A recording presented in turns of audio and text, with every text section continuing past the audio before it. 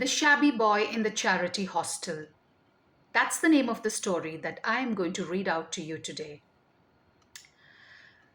Ravi sat quietly in the last row of the classroom, his frail body wrapped in a tattered shirt with patches in front. His trousers were equally worn out, their fabric thinning at the knees. He kept his head low so that nobody would notice the missing buttons in his shirt or the frayed edges of his sleeve. The other children, dressed in neat and clean uniforms, chatted amongst themselves, their polished shoes tapping lightly against the floor. The contrast between Ravi and them was stark. Yet no one noticed. No one seemed to care except one person, Mrs. Meera, the English teacher. Mrs. Meera, the English teacher, was known for her elegance. She was always impeccably dressed, her saris crisp, her jewelry subtle, yet very tasteful. But beyond her appearance, she possessed something rare, a compassionate heart. Today, however, she felt disturbed. Every time she looked at Ravi, her conscience pricked her.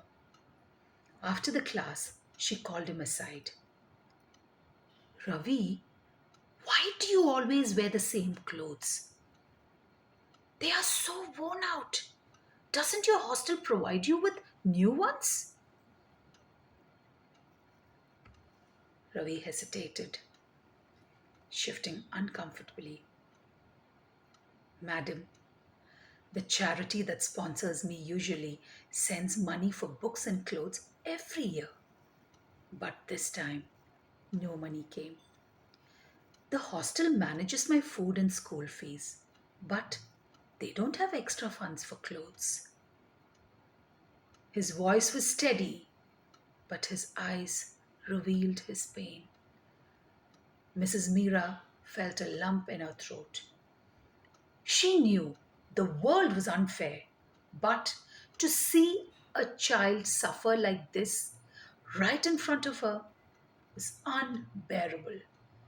She thought of how society paraded wealth in expensive clothes, jewelry, and luxurious lifestyle while ignoring children like Ravi, who didn't even have a pair of decent clothes to wear to school.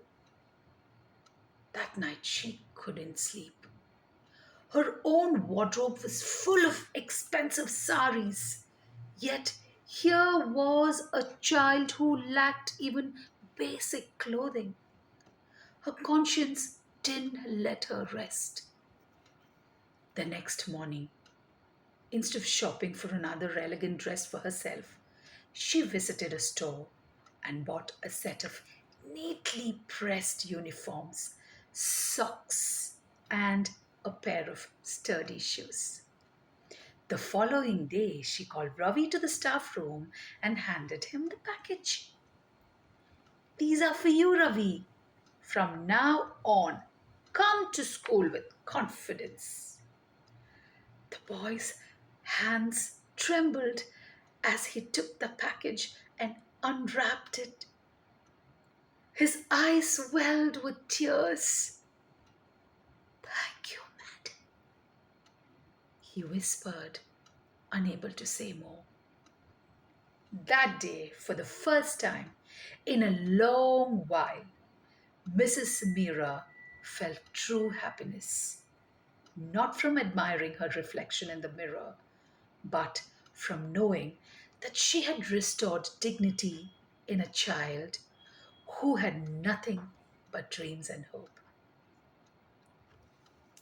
Hi, I'm Thankam Kuttikat, and I am a Jolly Phonics and Jolly Grammar trainer by profession, and I am a storyteller by passion. I hope that you enjoyed listening to the story as much as I enjoyed reading it aloud to you. Thank you.